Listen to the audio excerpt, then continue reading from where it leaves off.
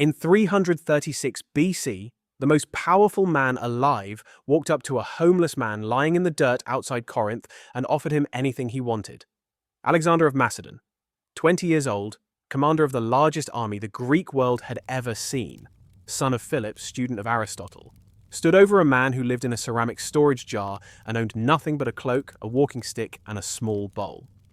Diogenes didn't stand. He didn't bow. He looked up at the young king, squinting against the light, and said, "Yes, move! You're blocking my sun." Alexander reportedly turned to his companions afterward and said, "If I were not Alexander, I would wish to be Diogenes." That line gets repeated constantly. What rarely gets mentioned is what it actually reveals. That even the man who conquered Persia recognized something in Diogenes that conquest could never produce. This is the story most people think they know. The crazy philosopher in the barrel.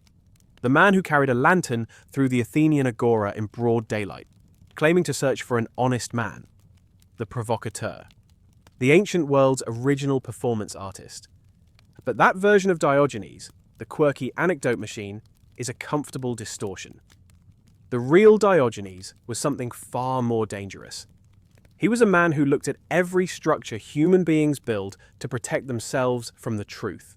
Wealth, reputation, political power, social convention, even philosophy itself, and dismantled them one by one in public, using nothing but his own life as the argument. To understand what Diogenes was actually doing, you have to understand where he came from and what he lost. He was born around 412 BC in Sinope, a prosperous Greek colony on the southern coast of the Black Sea, modern-day Sinope, Turkey. His father, Hicesius, was no vagrant. He was the city's banker, possibly a magistrate, a man of civic standing. Diogenes grew up with money, status, and every expectation of a conventional life.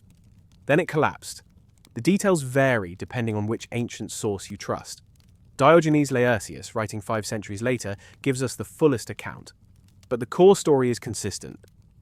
Hicesius was caught debasing the city's currency, shaving metal from coins, adulterating silver with base alloys. Whether Diogenes participated or merely knew about it remains disputed. What is certain is the consequence: exile. Father and son were expelled from Sinope, stripped of citizenship, stripped of everything that had made them who they were. And here is where most people's accounts skip ahead to the theatrics in Athens. But that gap, the space between exile and philosophy, is where the real transformation happened. Because Diogenes didn't arrive in Athens as a philosopher. He arrived as a disgraced man with nothing. The philosophy came after, and it came from a specific encounter. According to multiple ancient sources, Diogenes sought out Antisthenes, a student of Socrates known for his austere lifestyle and his contempt for luxury. Antisthenes didn't want a follower. He reportedly struck Diogenes with his staff to drive him away. Diogenes offered his head and said, "Strike. You will find no wood hard enough to keep me from you, so long as you have something to say." Antisthenes relented, and under his influence, Diogenes began constructing, or more accurately, deconstructing, the philosophical position that would make him the most famous beggar in the ancient world. Now, it's worth pausing here to clarify something that often gets lost. Diogenes was not a Stoic. He was a Cynic. The word comes from kainikos, meaning dog-like, a label his critics gave him that he proudly accepted. But the relationship between cynicism and stoicism is not incidental. It is foundational. Diogenes taught Crates of Thebes. Crates taught Zeno of Citium. And Zeno, who founded the Stoic school around 300 BC, lecturing at the Stoa Poikile, the painted porch that gave the movement its name, never disowned that lineage. In fact, one of Zeno's earliest works was a republic that echoed Cynic principles so radically that later Stoics were embarrassed by it. Diogenes Laërtius tells us it advocated for the abolition of currency, the elimination of traditional gender roles, and a community with no courts and no temples. The Stoics refined the Cynic impulse. They domesticated it, gave it logical rigor. made it livable for people who weren't willing to sleep in the Athenian marketplace. But the core insight, that virtue is the only true good, that everything external is indifferent, that freedom means needing nothing the world can take away. That insight didn't begin with Zeno in his elegant porch. It began with a banished counterfeiter sitting in a clay jar, watching the citizens of Athens chase the same illusions his father had chased in Sinope. And this is what most people miss about the spectacles. The lantern in the marketplace, the public meals, the deliberate obscenity. These weren't stunts. They were arguments made with the body instead of the pen. When Diogenes saw a child drinking water from cupped hands, he threw away his bowl, his last possession beyond his cloak, and said, "A child has beaten me in the contest of simple living." That's not a quirky anecdote. That's a man who has made his entire existence into a controlled experiment in how little a human being actually needs. When he was captured by pirates near Aegina and sold into slavery, an event most scholars place around the 350s BC, the auctioneer asked him what he could do. Diogenes answered, "Govern men." He then pointed to a well-dressed Corinthian in the crowd named Xeniades and said, "Sell me to that man. He needs a master." Xeniades bought him, and according to Diogenes Laërtius, Diogenes proceeded to educate his owner's sons so effectively that Xeniades told people, "A good spirit has entered my house." Consider what is happening in that story.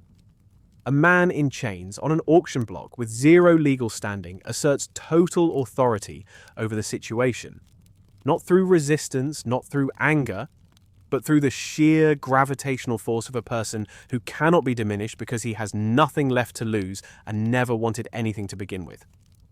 Epictetus, writing centuries later, understood this better than most. In the Discourses, Book 3, Chapter 22, he holds Diogenes up not as a comedian or a curiosity, but as the ideal cynic, a man appointed, as Epictetus puts it, as a scout sent ahead by God to report back what is truly good and what is truly bad among human concerns. Not a clown, a reconnaissance officer for the human condition. But here's where the comfortable telling of this story usually ends. Diogenes as the lovable rogue, the sassy philosopher, the ancient meme. And yet, there is something genuinely unsettling about Diogenes if you sit with it long enough. Because his position, taken to its conclusion, is not charming. It's ruthless. He didn't just reject wealth. He rejected pity.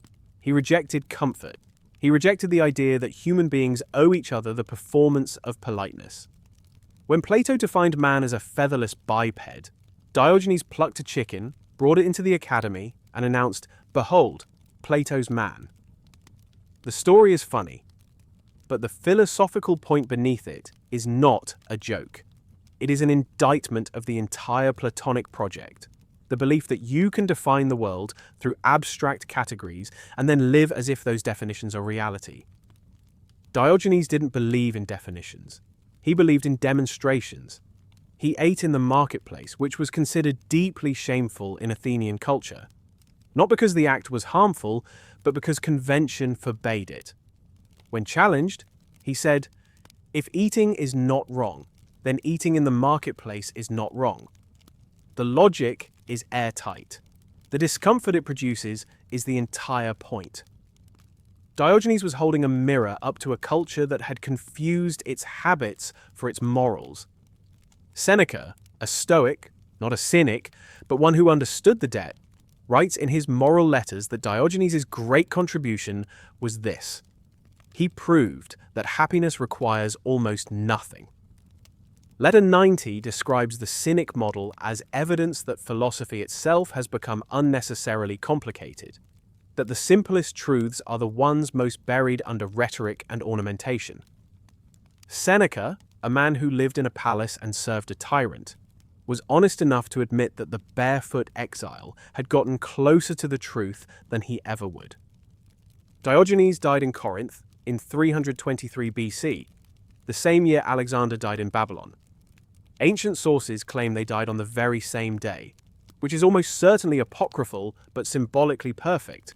The man who had everything and the man who had nothing exiting the world together, as if the universe wanted to make the comparison explicit. There are competing accounts of how he died. One says he held his breath voluntarily, another says he ate raw octopus to prove a point about cooked food. Another says he was bitten by dogs while dividing the octopus among them. The uncertainty is fitting. Diogenes lived as a provocation. Even his death refuses to resolve into a single, clean narrative.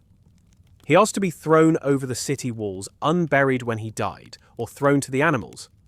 When someone asked if he didn't mind being eaten by wild dogs and birds, he said, "Then put a stick in my hand so I can drive them away." They pointed out he wouldn't be able to feel anything. He replied, "Then what does it matter?"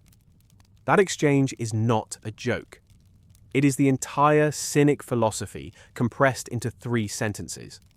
The terror of death is the terror of losing something.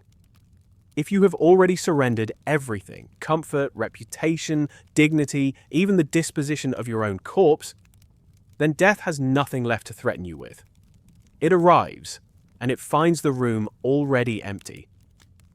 The citizens of Corinth raised a pillar of Parian marble over the place where he was buried, or possibly just where he died, since his wishes about disposal may have been honored. On top of the pillar, they placed a dog carved in stone. 2,300 years later, we're still talking about a man who owned a cloak. Not because he said anything original about metaphysics or epistemology or the nature of the divine, but because he asked one question that no amount of money or conquest or philosophical sophistication has ever been able to answer comfortably.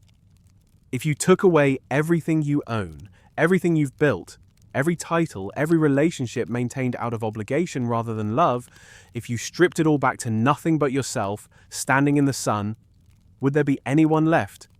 Diogenes bet his entire life that there would be. And that wager, more than any lantern or any barrel, is what still disturbs us about him.